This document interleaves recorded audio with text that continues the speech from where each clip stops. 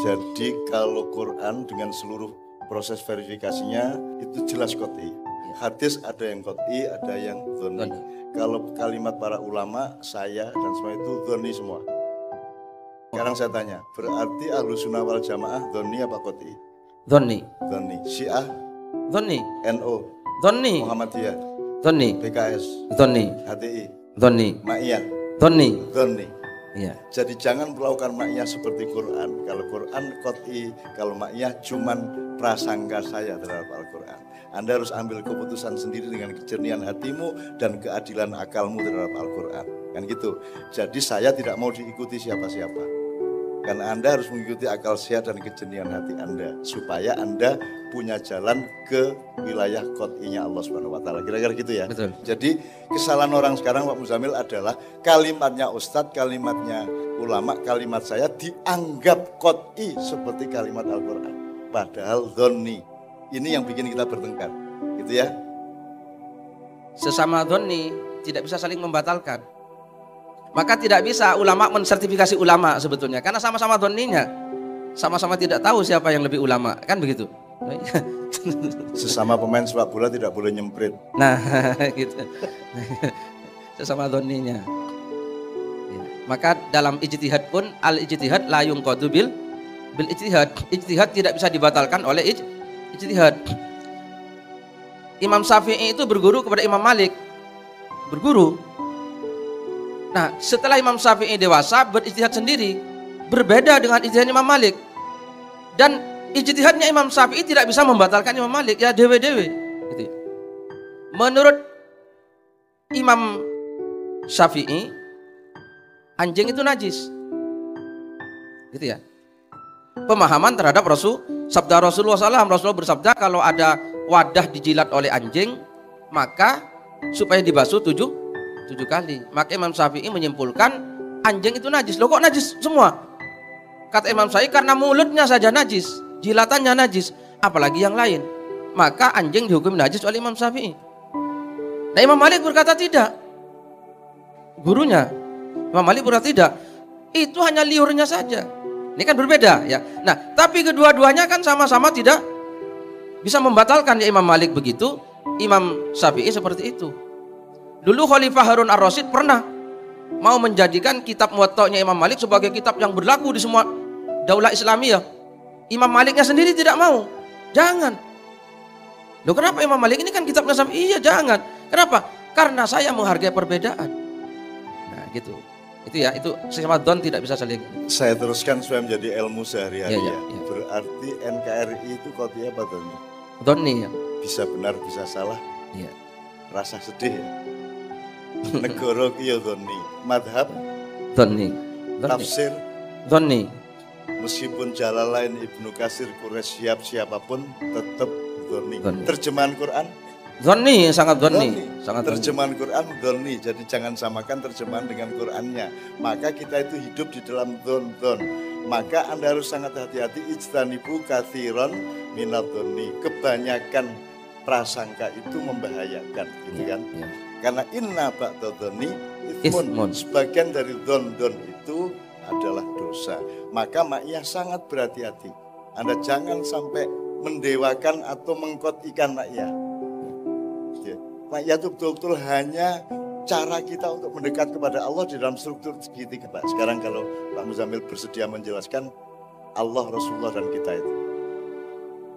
Ya, segitiga cinta. Gitu ya, supaya hubungan kita dengan Allah itu hubungan percintaan dengan Rasulullah.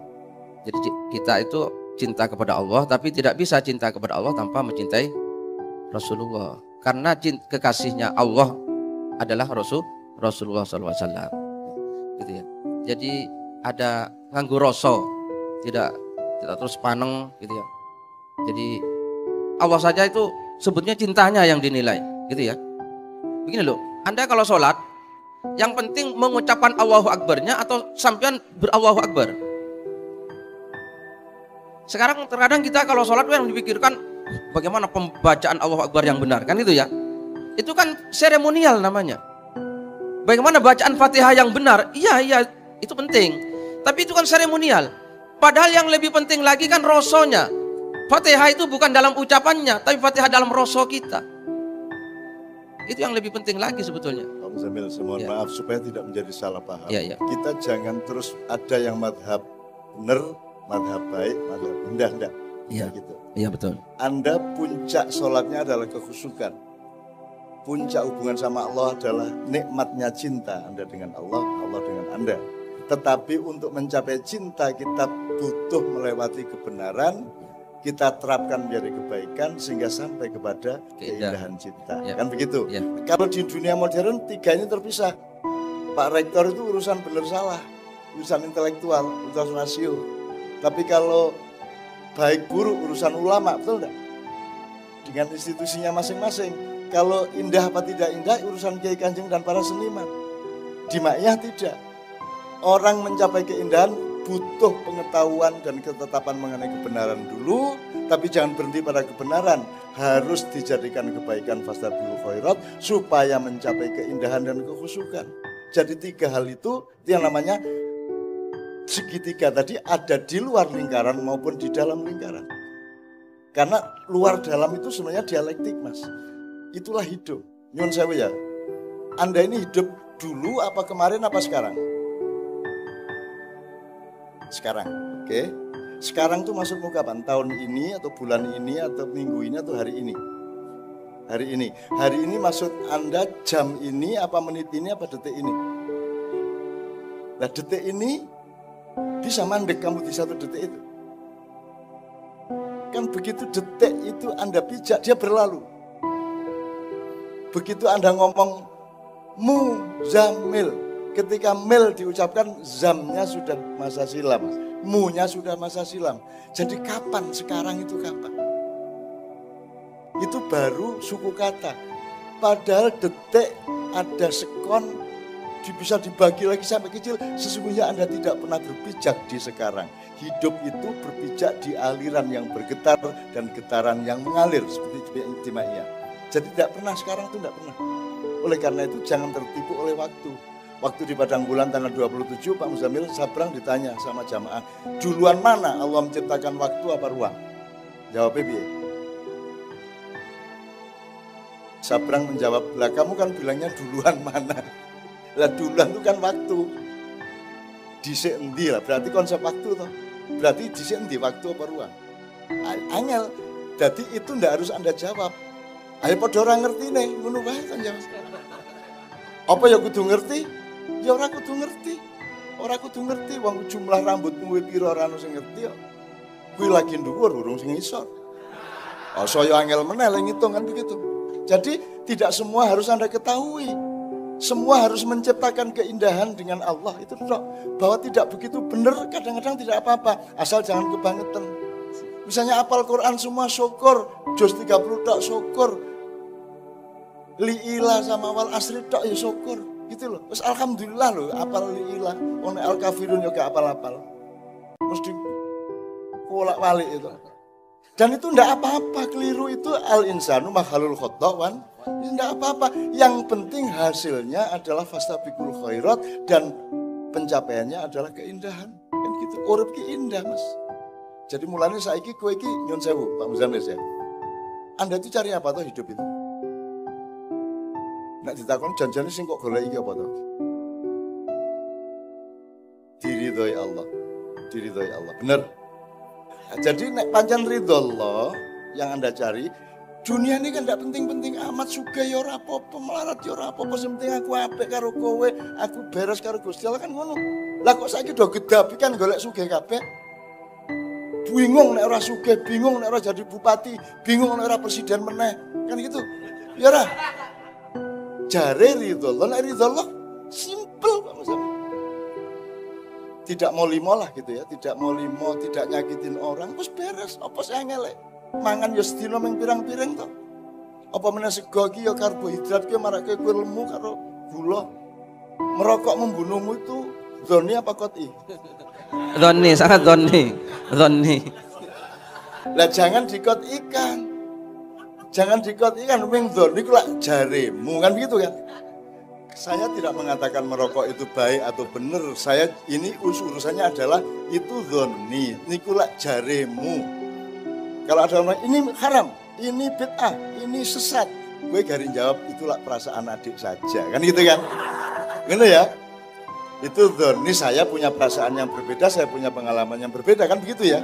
Nah sekarang Anda tahu ya bahwa posisi Anda itu la'allakum tattaqun. Tidak ada jaminan. Misalnya ini Pak, dokter itu seperti riwayat Nabi Isa, jadi kedokteran barat, ilmu-ilmu barat yang Anda terima dan dianut di kampus-kampus. Itu kan seperti riwayat Nabi Musa gitu toh. Diubur-ubur karo Fir'aun, pasukan Fir'aun, loro weteng di tengah antar dua bukit, sambat nang Gusti Allah dawuh meneko nang bukit kaya ana wit-witan jupun godhonge panganen. Terus Nabi Musa naik dengan susah payah makan daun, sembuh perutnya, kan itu.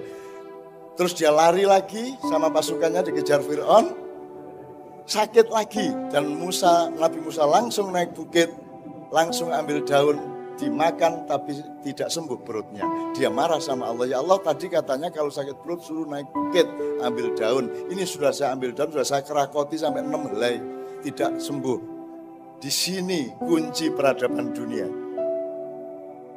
Allah dawuh, Musa sing marake kowe mari waras wetengmu iki dudu godhong ning aku karepku dudu godhong. Nah, kedokteran barat menganggap godhong bisa menyembuhkan, betul enggak? Dan seluruh teknologi farmasi itu godhong kuwi mau. Padahal hakikatnya yang menyembuhkan adalah nek Gusti Allah sing nyembuhke kudu nganggo godhong ora? Ora ngopo-ngopo mari iso ora? Wong kowe karo radio ra kok servis kok gepuk muni meneh. Handphonemu barang kae kok penek-penek muni dhewe ta kuwi? Ya ora? Itu. Bojomu neswa kaya ngopo kok deket kok ambung beres. Gitu. Nek ora percaya gak wis kono. Itu ya Pak Muzamil ya.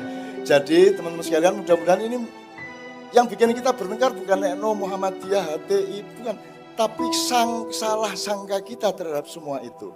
Itu semua dhoni kita kotikan. Atau kalau lebih kecil, itu muamalah kamu pakai hukum mahdhah. Gitu loh, ini muamalah, tidak ada masalah. Kalau mahdhah tidak boleh sholat di ganti-ganti gitu ya, di kreatifi tidak boleh. Ada lomba sholat kreatif. Gak oleh saduk karo Pak Kapolres, Kapolsek karo dan Ramil kira itu. Mahdhah itu qat'i, ya Pak ya. Tapi muamalah dhonni.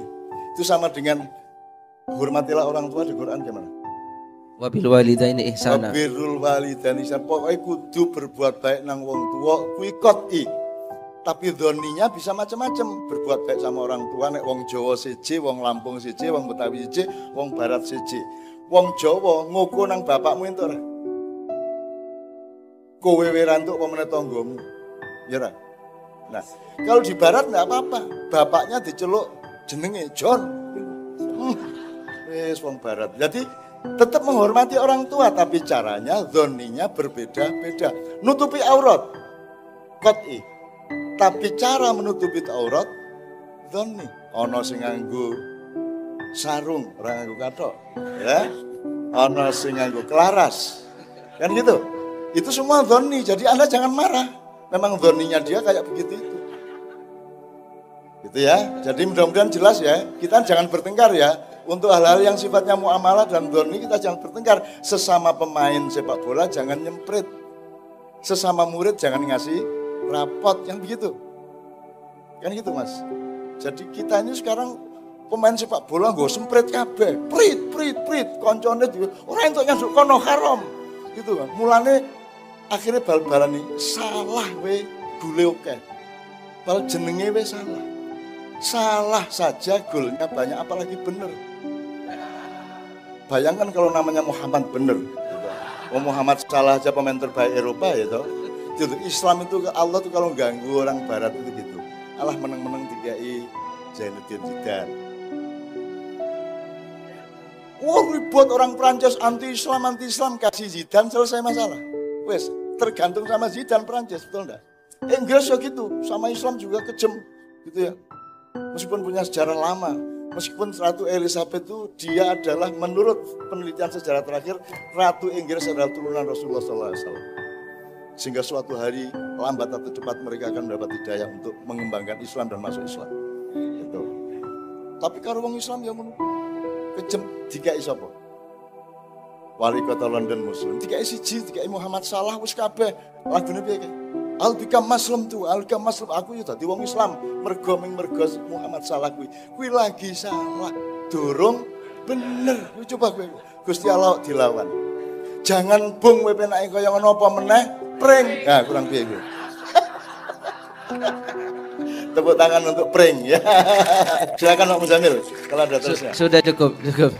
Oke, alhamdulillahirabbil alamin. Cukup ya Mas ya. Tepuk tangan untuk Anda. Optimis ya Mas ya. Optimis ya Mas ya. Saya mendoakan Anda semua.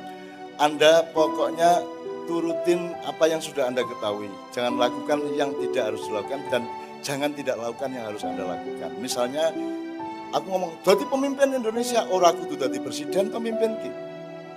Mimpin kan iso ing ngarsa sung tulodo di sebuah desa cukup kayak dhek. Engko berikutnya ya wis ayo ing madya kuwi ya pemimpin. Puncaknya justru tutwuri handayani saiki lak ora kabeh kepengin ing ngarsa sung ora tulodo. Terus nek wis ning mburi tutwuri hanjegali. Terus ing madya hangriseni kan gitu. Nah sekarang itu ajaran zoni tapi satu garis dengan qot'inya tuh. Dan itu proses budaya dan strategi sosialnya Ki Hajar Dewantara luar biasa. Kenapa Menteri Pendidikan kita tidak pernah menyebut Ki Hajar Dewantara? Pernah ada? Pernah mereka pidato menyebut Ki Hajar Dewantara? Jare pahlawan pendidikan Ki Hajar Dewantara. Malah niru Finlandia. 5-day school. Sementara di Finlandia bikin 5-day school. Belajarnya ke taman siswa, apa kok tak kuwi? Piye ta iki?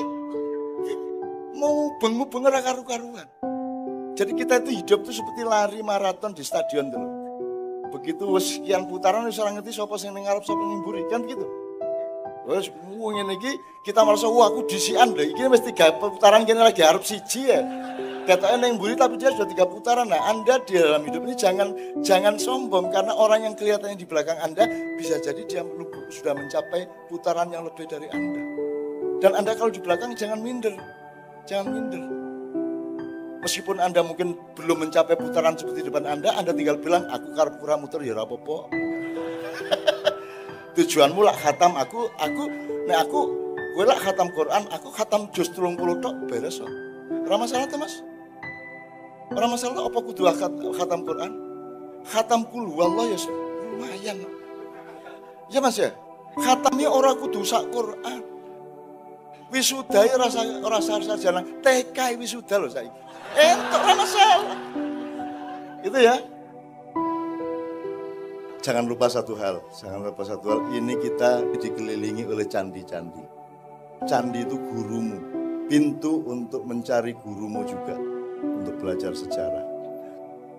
Tolong yang mengerti wayang, tolong belajar tentang Bambang Ekalaya, yang berguru kepada patungnya Pendeta Durna, dan bisa menjadi lebih sakti dibanding yang langsung berguru kepada Pendeta Durna, yaitu Raden Arjuna atau Janaka.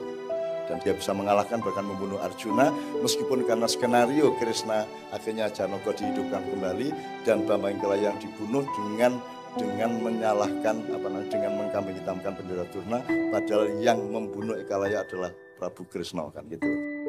Jadi kita belajar kepada masa silam melalui candi-candi. Haram apa tidak, syirik apa tidak, candi itu tidak terletak di candinya tapi terletak pada konsep kita. Kalau ada candi membuat kita lebih menghargai manusia, menghargai nenek moyang, menghargai nilai-nilai dan menghargai Allah dan Rasulullah, maka candi menjadi baik karena kita baik kan gitu. Jadi apapun saja menjadi syirik. Kalau engkau mentuhankan Rasulullah syirik enggak? Kalau engkau mentuhankan Rasulullah syirik, engkau mentuhankan Nabi Adam syirik, engkau mentuhankan uang syirik kan gitu. Jadi bukan uangnya yang membuatmu syirik, tapi kamu mentuhankannya. Sama dengan babi itu haram kalau kamu makan. Gitu ya. Ya Allah, alhamdulillah Pak Yai, barangkali ada tambahan nyun sewu. Kalau gitu nanti saya mohon dengan sangat untuk memimpin doa terakhir. Ya, bismillahirrahmanirrahim. Sekarang gini, saya ingin memenuhi, ini paslah waktunya sampai jam 1, kita ilir-ilir. Ilir-ilir jangan dihadapi sebagai lagu, tapi sebagai pengiling dari mbah-mbah kita. iki Indonesia iki jan ilir-ilir tandure wis sumilir tak ijo royo-royo tak senggo temanten anyar. Kita selalu harus menjadi pengantin lagi. Maka kita berbagi tugas penekno blimbing kuwi lunyu-lunyu ya. Nah sekarang ini lunyune kaya ngopo penek terus awake dhewe. Terus dinggo njupuk blimbing 5 kuwi. Rukun Islam, Pancasila, karena blimbing mesti 5 lininge apa jenenge? Gigirnya itu 5 kan gitu. Terus kenapa menek blimbing? Karena kita ingin mencari nilai yang sejati, dinggo meningkatkan jati diri tadi. Karena jati diri kita sekarang adalah kumitir bedah ing pinggir iki bedah-bedah iki harga diri kita ini. Ketok pupune malah diplorot saiki monggo Mas, monggo malah gitu ya. Iya gitu. Ira. Maka pekerjaan kita malam hari ini adalah dondomono, jelumatono supaya apa? Kanggo sebo mengko sore nanti kita akan ilahi rojiun, kita siap karena sudah dondomi dan jelumati pakaian yang merupakan lambang dari harga diri kita ya. Terus mumpung padang isih padang aja kuwatir, isih padang rembulan dunya iki, mumpung jembar kalangane ora apa-apa, oke sing wis dudu wekmu wek Cina ning susuk kabeh direbut meneh kapan-kapan. Muga-muga berubah sehingga undang-undangnya juga berubah gitu ya. Pokoknya bareng-bareng lah, urip bareng-bareng ora masalah, kita ndak nolak siapa-siapa ya aja njur kopek kabeh. Kan gitu. Gue iki wis tak gawe nggon njaluk omah. Wis tak gawe omah njaluk sak kampung, tak gawe sak kampung njaluk sak kabupaten, suwe njaluk sak negara, kan gitu. Kan gitu. Kira-kira gitu jelas ya.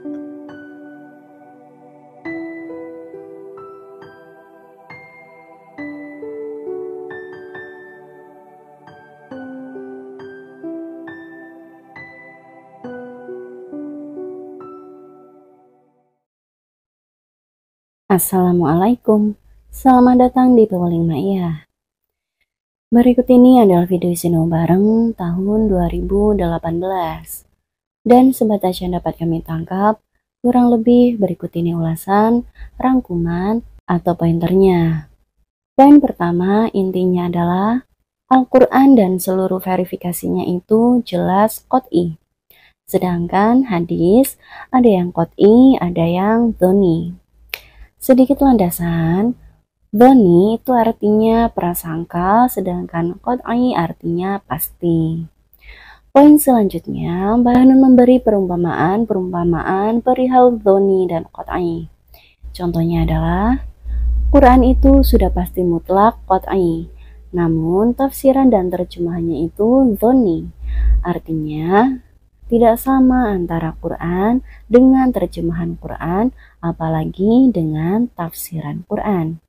Karena tafsiran Quran adalah cara orang dalam memahami Quran, alias prasangka orang terhadap pemahamannya mengenai Quran. Jadi Quran itu pasti, sedangkan tafsir Quran itu prasangka. Sedikit contohnya begini. Misalkan Quran surat An-Nisa ayat 3 yang artinya, jika kamu khawatir tidak akan mampu berlaku adil terhadap anak yatim, maka nikahilah perempuan yang kamu senangi 2, 3, atau 4. Akan tetapi, jika kamu khawatir tidak akan mampu berlaku adil, maka satu saja atau hamba sahaya perempuan yang kamu miliki. Yang demikian itu lebih dekat untuk tidak berbuat zalim. Jika kita mendengar ayat ini, tentu akan berbeda-beda pemahaman kita terhadap ayat tersebut. Contohnya, ada yang menafsirkan atau memahami ayat itu sebagai lampu hijau bagi laki-laki, boleh memiliki istri lebih dari 1, maksimal sampai 4, asalkan mampu berlaku adil. Namun, ada juga yang menafsirkan atau memahami ayat itu sebagai ayat diskusi. Artinya, Allah mengajak manusia untuk berpikir bahwa mustahil seorang manusia mampu berlaku adil. Oleh karenanya, maka Allah menawarkan agar satu saja, karena itu yang paling aman dan terhindar dari berlaku zalim. Terlebih lagi, pada ayat selanjutnya, An-Nisa ayat 129, Allah berfirman yang artinya, dan sekali-kali kamu tidak akan dapat berlaku adil di antara istri-istrimu, walaupun kamu sangat ingin berbuat demikian. Pada ayat ini jelas Allah sendiri yang menginformasikan bahwa manusia tidak akan mampu berbuat adil. Pada ayat itu Allah menggunakan harfu takkid atau penekanan. Maksudnya, pada ayat itu Allah bukan menggunakan la yang berarti tidak, tapi Allah menggunakan lan yang artinya tidak akan pernah. Kurang lebih itu sedikit gambaran tentang dhoni dan qat'i. Pada intinya, menurut Mbah Nun, sumber atau akar permasalahan selama ini adalah karena kita saling ngotot dengan pemahaman atau prasangka kita masing-masing tanpa pernah mau saling rendah hati satu sama lain. Padahal posisi kita semua sama, yakni la'ala. Mudah-mudahan apapun tafsiran atau pendapatnya, asalkan niatnya baik karena Allah, semoga Allah menerima pendapat kita semua. Kurang lebih, itu sedikit ulasan atau gambaran dari video ini sebatas yang mampu kami tangkap. Kurang lebihnya mohon maaf, terima kasih dan sehat selalu saudaraku. Wassalamualaikum.